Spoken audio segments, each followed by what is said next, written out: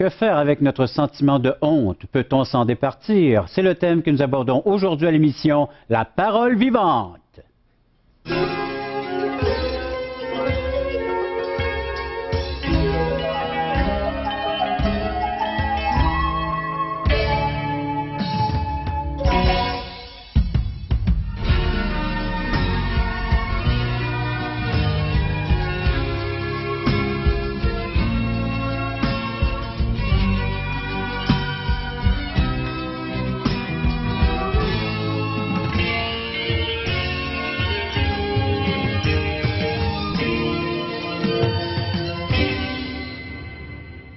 Chers amis, bonjour, bienvenue à l'émission La Parole vivante. Avec l'aide d'un invité, nous allons répondre à la question d'aujourd'hui. J'ai le plaisir de vous présenter le pasteur Jeff Lorrain. Jeff, bienvenue à l'émission Parole vivante. Merci beaucoup. Et on aborde ce thème qui est la honte. Tout être humain, je crois, doit faire face un jour à la honte. Oui, et c'est peut-être plus on grandit et plus on la ressent. Malgré les succès qu'on peut avoir, puis on essaie de la couvrir. On essaie de s'habiller un peu de ces fameuses feuilles de figuier dont Adam et Ève avaient de Genèse chapitre 3, ceux qui prennent des notes. Oui, Genèse chapitre 3. Et le danger, c'est que quelquefois, certains peuvent réussir dans ce chemin à leur perte. Donc, c'est pas toujours évident. Approfondissons la perte. La perte parce que on a une idée souvent très caricaturale de la marche avec Dieu. Quand je fais des mauvaises choses, c'est le diable, c'est la chair, c'est le monde.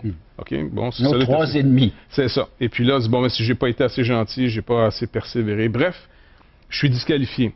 Par contre, si je fais des bonnes choses, là, je suis dans le chemin de Dieu.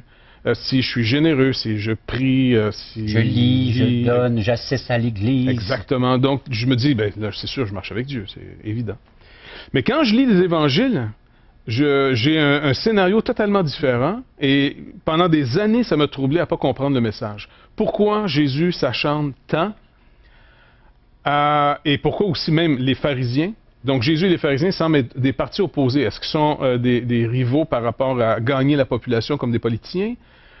Jusqu'à ce qu'on découvre. Non, c'est sûr, Jésus est le chemin, il est la vérité. Et pourtant, ces pharisiens ou ces chefs religieux, c'est des gens qui essayaient de mettre en pratique tout leur bagage de l'Ancienne Alliance, de l'Ancien Testament, leur connaissance de Dieu. Oui, et puis Jésus leur rend même le témoignage en disant qu'ils sondent les Écritures. Tu sais, vous sondez les Écritures parce que vous pensez trouver en elles la vie. Donc, on voit que c'était des gens sérieux. Des gens qui... Parce qu'il y a un danger d'en faire souvent une caricature du pharisien, comme un genre de gros bouffon religieux. Un peu, pas du tout, c'était des gens qui étaient prêts à mourir pour leurs convictions. Pas César, mais Pilate le savait lui-même. Ces hommes s'étaient souvent opposés à Pilate. Ils étaient prêts à mourir pour leurs convictions. Et c'était pas du cinéma. Ils connaissaient leurs zèle. Oui, oui, oui. L'apôtre Paul en est un bon exemple. Avant d'être celui qu'on appelle Paul, c'était Saul de Tarse, le pharisien. Et même pharisien parmi les pharisiens.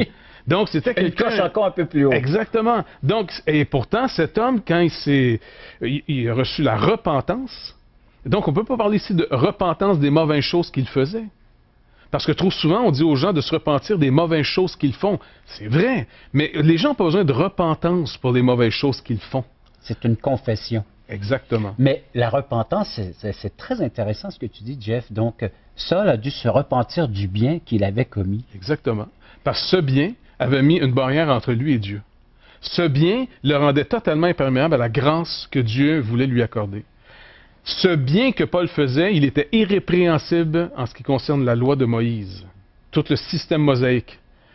Ben, ce système n'avait pas atteint son but pour Paul. Le but de la loi, c'est de nous faire connaître que nous sommes pécheurs. Et un pécheur, c'est un séparé de Dieu. Donc le but de la loi, c'était de montrer à cet homme qu'il est perdu. Il est séparé de Dieu. Il n'y a pas de... C'est pas pour lui dire, si tu es capable de te faire toutes ces choses, tu vas être sauvé. Et même de franchir peut-être 1 ou 2 ou 3 pas dans la direction de Dieu. Oui. Impossible. Exactement. Il y a une autonomie en nous qui a été produite par le péché. Une illusion d'autonomie qui a été produite, qui fait que l'homme vit dans cette illusion, je suis capable. Ou pire, je crois que Dieu me demande de le faire.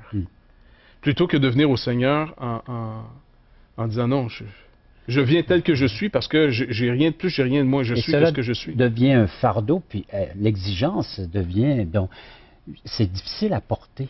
Oui. Il y a des hommes de Dieu, par exemple, comme Luther. Luther était un moine de l'ordre des Augustins. Et donc, c'était quelqu'un qui avait une vie rigoureuse. Encore une fois, un peu style de l'apôtre Paul avant sa conversion. On revient à la Réforme. Bien à la Réforme. On est vers la fin du 15e, début 16e siècle. Cet homme est un moine, il vit une vie austère, très intense, c'est un érudit des Écritures. Et son propre témoignage, c'est qu'il était venu à dire à Dieu, je te hais, car tu sembles jamais être content. J'ai toujours il dit qu'il détestait entendre cette expression, la justice de Dieu. Parce que pour lui, la justice l'exigence de Dieu. Exactement, parce que c'était toujours condamnation. Condamnation, c'est jamais assez. Jusqu'au jour qu'il réalise que le juste, c'est pas celui qui arrive à atteindre le but par lui-même, mais qui vit par la foi. Et pour lui, ça a été une révélation unique. Une vérité qui était toujours là, qui a toujours existé. Lui-même avoue qu'il avait enseigné, il connaissait le texte, il avait enseigné l'Épître aux Romains, il avait enseigné l'Épître aux Galates, mais c'était pas venu clair, ça l'avait pas encore affranchi, de ce bien sans Dieu qui est la plus haute forme de mal. Répété 4 fois dans les Saintes Écritures, Habakkuk, Habakkuk. Romains, Galates et puis Hébreux. Exactement. Ce juste vivra par la foi. Le père des croyants, celui qui est le père de ce mode de vie, que le Seigneur a choisi pour dire, cet homme va être votre père dans la foi, c'est Abraham. Maintenant, quand vous lisez la vie d'Abraham, on ne parle jamais de sa vie de prière, on ne parle jamais de combien qu'il donnait. Il a donné une fois sa dîme, il paraît. Hein? C'était en plus pas de son argent, c'était du butin de Sodome et Gomorrhe. Exactement. De ces autres rois qui étaient en guerre. Exactement. Oui. Et qui a vaincu. Et qui a vaincu. C'est un homme qui montre les mêmes faiblesses que nous. Il a peur de faire passer sa femme pour sa femme. Parce que, bon, à l'époque, c'était un crime majeur de prendre une femme mariée. C'était moins grave de tuer son mari, et après, tu prendras sa femme. Tout est légal après. Donc, il dit, vu que tu es belle, vu qu'on connaît l'histoire, il faisait passer sa femme pour sa sœur. Quoique ce l'était à moitié vrai. Oui. Donc, cet homme est présenté comme prophète de Dieu à un moment dans sa vie, devant Abimelech, où Abimelech avait pris sa femme croyant qu'elle était sa sœur. Et là, prêt à en faire sa femme, Dieu l'a arrêté en songe, Abimelech, pour lui dire, tu es un homme mort, car la femme que tu as est une femme mariée à cet homme. Et lui dit, je suis innocent. Et Dieu dit, je le sais. C'est pour ça que je t'avertis. Et donc, il dit, maintenant, tu vas appeler cet homme, il va prier pour toi car il est prophète. On présente Abraham le prophète dans un temps où il est lâche, où il a menti. Mais tu dis, attends, sur quelle justice Dieu est en train de se servir de cet homme? Ce que Dieu appelle, il le justifie. Nous, si on vient à Jésus-Christ, on vient devant un Dieu qui demeure juste, tout en nous justifiant à cause de Christ. On ne peut rien faire. Et là, on pourrait prendre tous les personnages bibliques que le Seigneur a appelés à sa propre justice, à lui. David, l'adultère, le meurtre. Moïse, lui aussi, le meurtre. Et Paul, le meurtre, lui aussi. Le meurtre. Presque tous les hommes que Dieu s'est choisis, il a toujours dû nous montrer le côté pas par eux-mêmes. Et c'est pour ça que quand on annonce l'Évangile, il faut aussi annoncer aux gens, écoutez, Dieu ne condamne pas simplement ce qui a été mal fait dans nos vies. Nous-mêmes, on le condamne. Dieu veut nous délivrer de ce bien qu'on essaie de faire pour se racheter. Ça devient un cauchemar pour les gens. Ça détruit des relations. Si je fais pour être sauvé quoi que ce soit, ce que je fais est donc faussement fait. C'est fait dans un esprit double. Si par exemple, je veux m'occuper des pauvres dans le but que Dieu le remarque et que je sois sauvé, alors je ne m'occupe pas du pauvre. Je veux être sauvé. Jeff, on va inviter les gens, nos téléspectateurs, à nous écrire et puis à nous donner les commentaires donc, qui surgissent suite à ce qu'ils viennent d'entendre comme enseignement. Vous pouvez le faire à l'instant même, soit via le téléphone, le numéro de téléphone qui apparaît à l'écran, ou notre site espoir.ca, et par le fait même faire une demande de littérature qu'on offre tout à fait gratuitement. C'est à vous de bénéficier de cette offre qui est là, à la portée de la main, et vous pouvez prendre des notes naturellement et nous rappeler à quel point justement que cette émission est venue vous chercher et vous a apporté quelque chose dans votre vie. Nous vous invitons à nous contacter pour recevoir gratuitement de la littérature. Vous recevrez le Nouveau Testament, une portion des Écritures relatant la vie de Jésus, ainsi que l'Évangile de Jean qui parle de comment connaître Jésus et sa merveilleuse promesse. Un tract, Aujourd'hui l'espoir, c'est Jésus seul. Et finalement, un livre de relations d'aide sur la Bible de June Hunt qui nous parle que la Bible est la source suprême de la révélation du sens de la vie. Alors n'hésitez pas à appeler, c'est gratuit. Peut-on se débarrasser du sentiment de la honte? C'est ce qu'on regarde ensemble avec notre invité, pasteur Jeff Lorrain. Jeff, donc, allons voir dans le Nouveau Testament, à la lumière des Saintes Écritures, ce que le Seigneur lui-même nous enseigne concernant cet aspect-là de l'être humain. Nous sommes tous aux prises. Et c'est dans Marc, chapitre 10, l'histoire du jeune homme riche. Donc, dans cette histoire que Jésus, non pas raconte, mais qui nous est rapportée, pardon, on voit finalement qu'un jeune homme riche vient voir Jésus pour lui demander, on l'avait déjà vu précédemment, mais il l'aborde en lui disant d'abord, bon maître. Déjà là, le Seigneur va le délivrer d'un faux concept. Dieu seul est bon. Personne n'a la bonté en elle-même. Pourquoi? Encore une fois, tout ce qui est produit de manière autonome, c'est le péché. Mal, c'est sûr, mais bien aussi. Bien aussi, c'est ça le problème. Et c'est dur de démasquer le bien sans Dieu, parce que tout de suite, les gens automatiquement se disent « c'est bien égal, c'est de Dieu ». Pas du tout. Donc, le jeune homme ici a observé la loi de Dieu. On ne parle pas d'une loi païenne, on parle pas, c'est une vraie religion, la seule que Dieu approuve. Il observe la loi de Dieu, la loi de Moïse. Exactement. 613 commandements, dont les fameux 10 dedans, là, notre hit parade. Mais dans ces 613 commandements, ce jeune homme les observe tous. Il est conforme. Il est un peu comme l'apôtre Paul avant sa conversion, un homme irréprochable. Très bien. Donc, il va devant le Seigneur, autrement dit, pour se faire justifier. En disant, écoute, je te présente ce que je fais. Et Jésus le reconnaît que c'est vrai. Et le jeune homme le fait aussi de bon cœur. Jésus l'aima. Exact. Comment hériter donc la vie éternelle? Comment posséder ce que Dieu est prêt à m'offrir? Et ce jeune homme a néanmoins un témoignage en lui, cet étrange témoignage que c'est encore pas suffisant. Mais qu'est-ce qui me manque? Je ne sens pas que j'ai atteint le but. Et Jésus le renvoie à la loi. Mais il dit, mais je l'ai fait, ça. Et là, Jésus va le délivrer. Il dit, veux-tu être parfait? Oui, ben, okay, je suis venu pour... oui. Mais veux-tu avoir un trésor en plus? Ben écoute, si c'est un trésor en plus, pourquoi pas? Un bonus en plus? Un bonus, moi, j'arrivais juste moi pas être sauvé, mais je vais pas avec un bonus. Et là, le Seigneur va lui faire vivre une promesse de l'Ancien Testament. Celui qui donne aux pauvres prête à Dieu. Alors, il ne le trompe pas ici. Il dit, vends tout ce que tu as. Et après, distribue-le aux pauvres. Et en d'autres mots, quand tu n'auras plus rien, même pas de quoi t'acheter un pigeon pour faire l'offrande, qui était l'offrande des pauvres, viens et suis-moi. Jésus veut lui enlever tout ce qui permet à ce jeune homme de produire une justice en face de Dieu. Et d'être plus capable de produire de justice. Et de vivre que de ce que Jésus va être pour lui. Une dépendance. Totale. Mais vraiment totale. Et là, c'est trop. On le comprend, je veux dire, même nous, mis à ce défi, on aurait trop peur. Il y a eu peur de ne plus contrôler la situation. Et souvent, notre bonté, presque toujours notre bonté, c'est une valeur marchande. J'achète de l'amitié.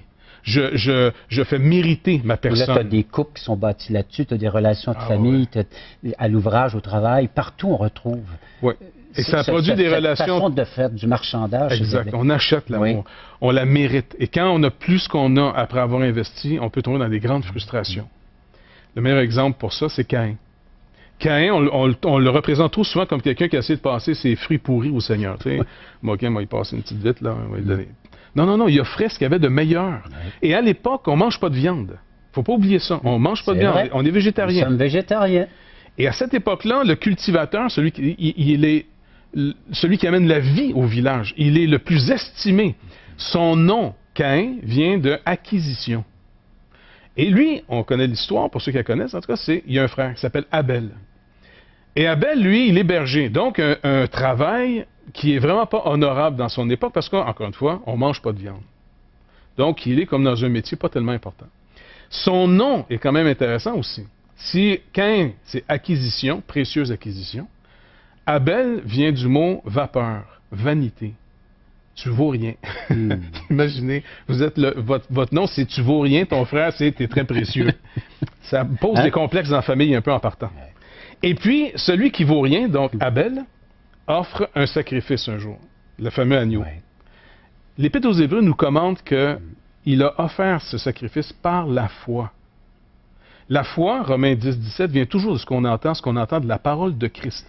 La foi, c'est pas quelque chose que je me répète sans arrêt pour y croire. La foi, c'est d'accrocher finalement ma confiance à ce que Dieu a dit. C'est pas la pensée positive. Non. Parce que ça en est quasiment de la magie. Ouais. Ça, c'est pas du tout biblique. Et donc, lui, il offre un sacrifice qui est agréé de Dieu. Alors, Genèse 4, Oui, ceux qui prennent c'est des vrai. notes, et puis Hébreux chapitre 11. Merci. Voilà. On va les aider à prendre note et puis à s'y référer. Oui, oui, de Sainte revoir ces Écriture. textes, Ouais. les relire et de vraiment les méditer, les réfléchir. Et de remarquer la réaction de Caïn.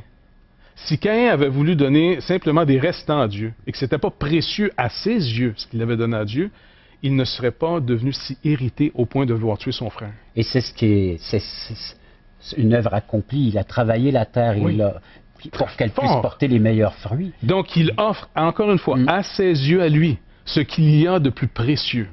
C'est la vie de toute sa communauté. Et Dieu refuse son offrande. Et là, Caïn est hors de lui-même. Il est indigné, insulté. Et le Seigneur, ça a provoqué un changement d'avis. Caïn, si tu fais bien, tu vas relever ton visage. Si tu fais ce que je demande. Donc Dieu avait déjà montré... Ne laisse pas ces pensées-là coucher à la porte de ton cœur. Exactement. Et parce qu'ils vont dominer sur toi, mais toi plutôt domine sur eux. Dans ce passage, on voit Caïn ne pas... il a refusé, en d'autres mots, que Dieu disqualifie ce que lui voyait comme bien.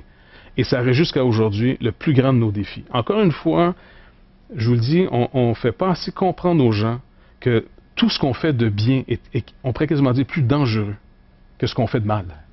Parce que ce qu'on fait de mal nous a tous humiliés. Mais ça nous élève au-dessus des autres. Oui. Et ça peut même rendre dans nos déclarations Dieu qui est injuste à mon égard, parce que je mérite bien plus que ce que je reçois présentement. Oui, exactement. Ma façon de penser, ma façon de peser les choses. Beaucoup ont commencé à marcher avec le Seigneur, ont goûté cette grâce de Dieu, et malheureusement, beaucoup se retirent, souvent parce qu'ils ont été frustrés.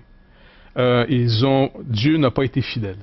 C'est impossible que Dieu soit pas Ils fidèle. ne méritaient pas quelques injustices ou quelques jugements de la part de leurs semblables, ou même Ouais. au sein de l'Église. Ouais. Et on perd justement de ses frères Tout et ce que ses j'ai fait sœurs, pour eux, tout ce que j'ai fait pour le parce Seigneur. qu'ils calculent de cette mentalité-là qui est l'héritage de Genèse chapitre 3, de la déchéance de l'être humain. Oui. Donc, c'est pour ça que le Seigneur va attaquer. Non seulement il va nous mettre sous conviction de péché dans les domaines où on a échoué, et ça, on l'accepte très bien, mais il va aussi nous mettre en lumière que beaucoup de bonnes choses qu'on a fait, on le fait parce qu'on était incrédule de son amour. La motivation derrière beaucoup de bonnes œuvres, c'est l'incrédulité de l'amour que Dieu a pour nous. On ne croit pas vraiment qu'on est aimé de Dieu. On veut mériter cet amour. On veut apprivoiser Dieu. On veut... Gagner l'autre. Oui, puis l'autre... C'est pour ça que nos rapports humains sont souvent si artificiels. Et beaucoup de gens craignent, et avec raison, Oui. en disant, est-ce que la personne me parle Mais pour ils se vrai? sont fait leurrer, ils se sont fait déjà prendre au piège. Certainement. Donc, c'est pour ça que les gens sont prudents. Et même, on a peur des compliments, parce que quelle est la différence entre un vrai compliment et une flatterie qui fait que, oups, je vais me faire prendre. Donc, on a malheureusement pas su vraiment, je pense, voir comme il faut. La loi nous amène à Christ crucifié. Et on voit tellement bien que dans Marc chapitre 10, le Seigneur n'est pas en train de flatter ce jeune homme, mais de lui démontrer la réalité des choses, de sa façon de penser qui est vraiment un choc avec celle du Seigneur Jésus-Christ, qui est la personne même de Dieu. Oui. Et on l'avait vu dans des émissions précédentes, mais on avait vu aussi que la réaction des apôtres, Oui, et ils étaient complètement bouleversés. on va y revenir à ce bouleversement. D'accord. Après qu'on invite nos téléspectateurs à se procurer eux-mêmes une Bible, du moins une portion, un Nouveau Testament. Vous allez pouvoir lire ce texte de Marc chapitre 10. À vous maintenant d'agir. Toi qui es là, viens à la croix, Jésus t'appelle. Je vous invite à venir à un de nos merveilleux déjeuners de l'espoir. Vous pourrez manger un bon repas et entendre les témoignages de personnes dont la vie fut vraiment transformée par Dieu et par son Fils Jésus-Christ. Simplement écoutez ce qui suit pour connaître les dates et les endroits. Surtout, n'hésitez pas, c'est tout à fait gratuit. C'est un rendez-vous, nous vous attendons. Regardez ce qui se passe dans cette salle. Il nous manque de la place. Voulez-vous m'aider à tasser le mur, s'il vous plaît, hein? Jésus est vivant, il vit pour toi, il vit pour moi. Jésus est ici, il vient pour toi, il vient pour moi. Il est venu pour tous nous pardonner. C'est une nouvelle naissance. C'est comme une chenille qui est transformée en papillon. Mais il faut lui demander. Dieu vous offre la vie éternelle et il faut que vous la receviez. Parole vivante vous invite à participer à l'un des nombreux merveilleux déjeuners de l'espoir. Ces déjeuners ont lieu dans plusieurs restaurants réputés de la région et vous sont offerts gratuitement. Venez entendre le témoignage d'une vie transformée par la puissance de Dieu. Pour connaître les détails concernant l'endroit, la date et l'heure pour votre région, composez le 1-877-537-7647 ou notre site web www.espoir.ca. J'ai le plaisir de vous présenter une vie transformée par la puissance de Dieu, la vie de Mme Diane Blanchette. Diane, bonjour. Bonjour, M. Joly. Racontez-nous cette histoire d'une vie transformée. Une vie transformée. C'est Dieu s'est servi de mon jeune frère un jour pour me remettre à l'ordre, pour me dire que je ne pouvais pas avoir l'assurance de mon salut sans la foi et tout ça. Et là, je me suis mis à lire la Bible parce que je trouvais qu'il était un peu prétentieux puis que lui avait l'assurance. Alors, j'ai lu dans Éphésiens, j'ai commencé, c'est un verset qui m'a frappé beaucoup, qui me disait que c'était pas selon les œuvres qu'on était sauvés. Fait que là, j'ai dit, qu'est-ce que ça veut dire? C'est pas selon les œuvres. J'ai dit, je fais une bonne vie, au moins ça peut m'aider. Mais là, ça m'a donné un choc, parce que ça n'est pas de nous, qui disait la parole de Dieu. Et là, j'ai lu dans Romains 3,23 qui disait que ce n'est pas que tous ont péché puis sont privés de la gloire de Dieu. Ça, je savais que j'avais péché. Mais là, tous, ça voulait dire toutes les personnes que je priais, les saints, les saintes. Alors, là, je patinais. Là. Je voulais vraiment savoir là, pourquoi. Alors, comment être sauvé? Et là, j'ai lu dans Jean 3,16 qui disait « Car Dieu a tant aimé le monde qu'il a donné son Fils unique afin que quiconque croit en lui ne périsse point, mais qu'il ait la vie éternelle. » Et là, j'ai changé ça par mon nom. Dieu a tant aimé Diane qui a donné sa vie afin que Diane croit en lui, ne périsse point, mais que Diane ait la vie éternelle. Alors là, j'ai cru à Dieu comme il me demandait en lui donnant ma vie. C'est sûr que ça l'a emmené à certaines épreuves. Il y a eu un froid pour un lien familial qui s'est brisé. J'ai été maladroite là-dedans. Et ensuite, j'ai deux de mes enfants qui ont eu un accident d'auto, mais Dieu les a rétablis. Ma fille aînée, elle a eu la mangeuse de chair. Dieu me l'a gardée aussi. Mon mari a fait une crise cardiaque, il a fait un ACV, mais Dieu me l'a gardée. Dieu a toujours été avec moi dans ces épreuves-là. Il vous a soutenu. Soutenu. Toujours par cette parole vivante Oui. que vous avez découverte en lisant votre Bible. Exactement. Quand Dieu dit « Attends-toi à lui ». Et là, aujourd'hui, je suis enseignante. Là, j'ai plein de bénédictions. Dieu m'a fait que je tombe amoureuse de mes élèves à tous les ans. Vous enseignez quelle... Oui, en 5e année du primaire. Et puis, j'ai des consoeurs, confrères de travail formidables. J'ai 6 petits-enfants, un 7e qui s'en vient. Et j'ai vraiment à cœur de prier pour tous ces gens-là. Je pense beaucoup à ma coiffeuse, à mes voisines, à mes belles-sœurs, mes beaux-frères, mes sœurs, mes frères.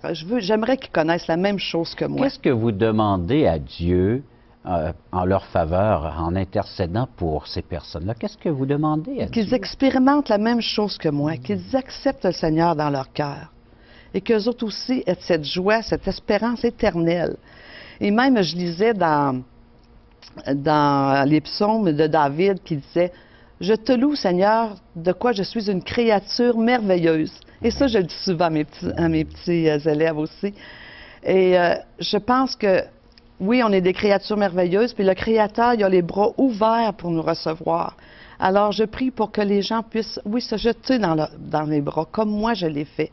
C'est la seule vraie espérance qu'on a. Comme vous dites, on ne se jette pas dans le vide, parce qu'il y en a qui croient que la foi, c'est se jeter dans le vide, mais c'est se jeter dans les bras d'une personne qui peut nous attraper et maintenant nous appuyer tout au long de notre vie, le Seigneur Jésus-Christ. Exactement. Il est réel, il est vivant aujourd'hui. Exactement. Et d'avoir cherché dans la Bible, le Seigneur m'a donné, il m'a pris au piège et j'en remercie beaucoup mon frère qui m'a emmené cette parole. Madame Blanchette, merci beaucoup. Merci.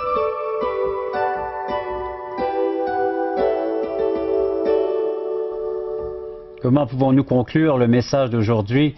Jeff, le mot de la fin? Eh bien, encore une fois, la réaction des apôtres, même notre propre réaction Oui. doit être là. C'est tout à fait normal si on est complètement bouleversé à ne plus savoir quoi faire. Qu'est-ce que Dieu attend de nous maintenant? Le mal est mal, le bien devient mal. Exactement. Quoi faire? Donc, on est, est-ce que je suis trop Seigneur? Ben, peut-être. Mais dans le sens que, là, on peut mieux comprendre quand Jean dit « Voyez de quel genre d'amour le Père nous a aimés. Voyez-vous qui il est en train d'aimer. Et si Dieu nous enlève même et nous démontre que notre bien est encore pervers, et c'est insultant en soi. Mais on doit avoir cette réaction des apôtres. Qu'on retrouve dans Marc 10. Verset 26. Les disciples s'étonnaient. Moi, j'ai encore plus étonné. OK, c'est encore mieux. C'est très bon, ça. Encore davantage. Moi, j'ai encore davantage après. C'est encore mieux. C'est encore mieux. Et se dire les uns aux autres, mais alors qui peut être sauvé? Seigneur, si lui ne peut pas être sauvé, Pierre voyait sûrement ce jeune homme comme étant beaucoup supérieur à lui-même. Mais attends, le Seigneur dit, oui, mais cela est impossible aux hommes. Mais Attends, nous, on marche avec toi, et tu vas nous dire que c'est impossible d'être sauvé? Il dit, mais pas à Dieu. C'est l'œuvre de Dieu de vous sauver. Venez tel que vous êtes. Venez non seulement avec vos défauts, mais venez aussi avec toutes vos bonnes œuvres pour les mettre au feu, afin d'être reçus comme des enfants dans la maison et non des ouvriers qui méritent d'y être. Merci, Jeff. Je dois t'interrompre. Je vais m'adresser maintenant à nos téléspectateurs. Pour ceux et celles qui aimeraient en savoir davantage, tout ce que ça peut impliquer, cet enseignement, appelez-nous à 1-877-L'Espoir, 1-877-537-7647 pour nous faire la demande de notre littérature ou visiter notre site web espoir.ca. Et par le fait même, vous ferez part de vos commentaires et va sans dire de votre question suite à ce que vous venez d'entendre comme enseignement. Au plaisir de se revoir à la prochaine émission, La Parole vivante.